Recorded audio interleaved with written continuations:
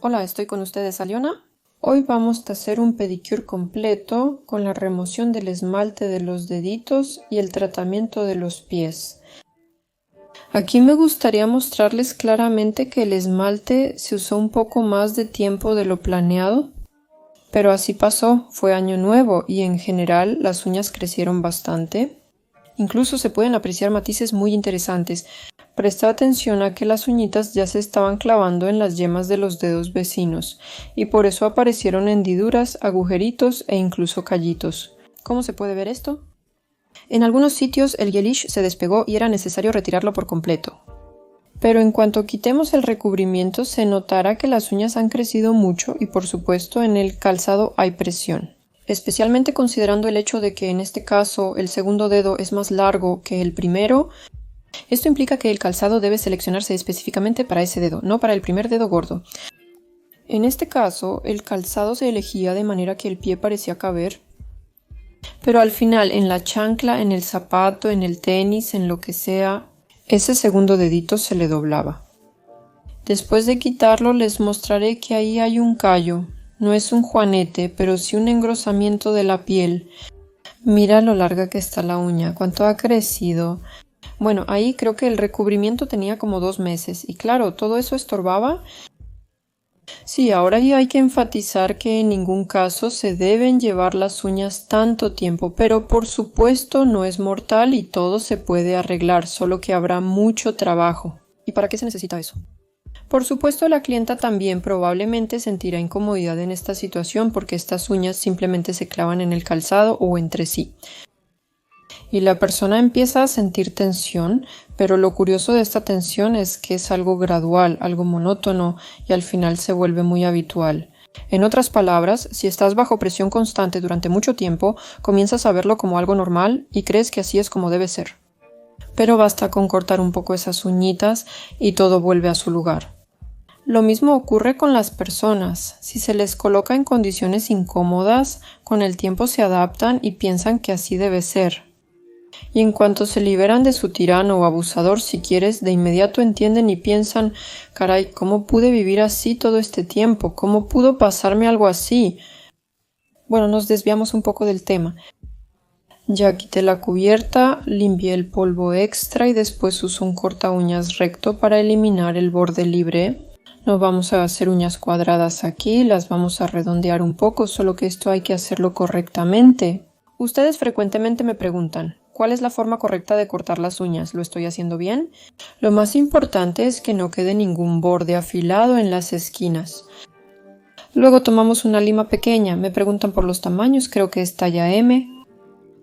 No entiendo mucho sobre los tamaños de las limas, uso las que me resultan más cómodas, una pequeña para la pedicura y una más grande para la manicura. Lo más importante es que sea cómodo para trabajar, el resto no es tan relevante. Ahora empezamos a limar el borde libre. Como pueden ver, la forma no es cuadrada, sino más bien redondeada. Y eso también está dentro de lo normal, especialmente durante la temporada de zapatos cerrados, porque las esquinas pueden estorbar y al contrario ejercer una presión innecesaria, lo que por cierto también puede causar onicolisis. Luego tomamos una cureta o un portatampones, el nombre correcto no es relevante, pero después de que utilicé un ablandador que se llama Prantaman, es un líquido que rocías sobre la piel y da un efecto de maceración leve. Por lo tanto, todo lo que no está en su lugar, donde algo se pegó, algunos pedacitos de piel innecesarios, todo eso se ablanda y se puede limpiar bastante fácilmente. Es decir, en nuestro caso aquí yo uso una cureta, probablemente en lugar de un empujador, porque con ella limpio el pterigión tanto de la uña como debajo de la uña, saco ese contenido subungual, hay de todo ahí.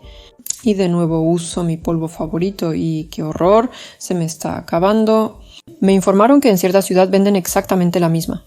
Chicas, ¿podrían enviarme un par de botellitas? Porque ni siquiera sé, ya que en Kazán simplemente no la hay. Bueno, en fin, aquí al final decidí volver a pusher para empujar la cutícula. Y aquí también hay que recordar que la pedicura no es lo mismo que la manicura. Y no recomiendo hacer ningún empuje intensivo de cutícula ni cavar bolsillos. Y ningún especialista en patología tampoco les va a recomendar hacer eso, porque son los pies, van a estar en calcetines, van a estar en zapatos, vamos a caminar con ellos y cualquier lesión puede afectar muy negativamente. Les recuerdo que nuestros pies sudan y muy pocos clientes traen calcetines limpios después del procedimiento, aunque yo lo menciono muy seguido. Creo que hay que llevar uno limpio, de algodón, calcetines transpirables que te pongas justo después del pedicure en tus pies recién hechos y frescos. Porque al final en los calcetines viejos ya caminaste, aunque haya sido brevemente, quizás solo en casa. Pero aún así el pie sudó un poco y ahí pudieron acumularse bacterias. Si hay microlesiones, que seguro habrá porque es una pedicura, la culpa será del especialista que hizo mal el procedimiento.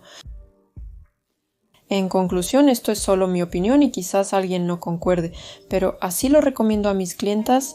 En general, después de aplicar el talco, empujaron la cutícula, pero no mucho, sino de manera muy moderada, sin hacer palanca ni meter nada debajo de la cutícula, solo la empujaron suavemente. Después aplicamos el talco y usamos mi fresa favorita. Con una fresa para pedicura con una muesca rojo-azul, después me seguimos con el corte usando el alicate de manicura. Yo, como siempre, uso herramientas de Neponova y la fresa es de Biotechi, la lima de Atisa prantamana. Es una marca así, en general creo que ya les conté todo. Y, por supuesto, utilicé una fresa tipo botón para pulir las cutículas y eliminar cualquier residuo sobresaliente o sin cortar por completo. En general ya terminamos la pedicura de los dedos. Así es como se ven nuestros lindos deditos. No vamos a cubrir los pies, los vamos a dejar sin esmalte por ahora para que, por así decirlo, respiren y descansen. Anticipando preguntas sobre por qué la clienta está boca abajo y yo en sandalias, no es una clienta. Es mi amiga muy cercana, la más cercana y querida que ha pasado absolutamente por todo y con ella hago mis experimentos. De hecho, ella es quien sufre conmigo. Pasa hasta 2 meses sin pedicura. Ella no va conmigo a hacerse el pedicura, sino con mis especialistas. Pero aquí también tenía pododiscos de Atisov. Por cierto, yo tenía muchas ganas de probarlo en ella. Porque bueno, como siempre, Sarin, perdóname, pero claro que no me da pena contigo. Por supuesto no le hice daño, solo probamos y le hicimos un tratamiento rápido en los callos. Casi no tocamos el resto del pie. Tomé un abrasivo muy grueso, luego me escribieron que 60 grano es uy, que eso no está bien, pero no pasó nada, para nosotras estuvo bien, no presioné mucho y no limamos de más. Y por supuesto lo sé y se los digo que al retirar callosidades en el pie, por ejemplo en los callos, en ningún caso se debe limar el 100%. Después me escribieron cosas como ¿no quitaste el callo? Claro que no lo quité por completo porque si lo limo hasta la carne viva, la persona no podrá caminar después. Y no necesitamos eso. Actuamos con cuidado y conociendo su pie durante tantos años, quiero decir que ahora está en el mejor estado que ha tenido, porque antes los callos eran enormes, considerando que ella tiene pie plano. Hubo muchas otras aventuras, pero esa es otra historia sobre el ortopedista. Por cierto, ahora estoy mostrando esos mismos discos y mostré cómo los quito con un palito de naranja, pero resultó que el agujero no estaba ahí por casualidad. Resulta que con su ayuda se puede quitar ese mismo archivo, porque me escribieron que era difícil y yo así de no es difícil.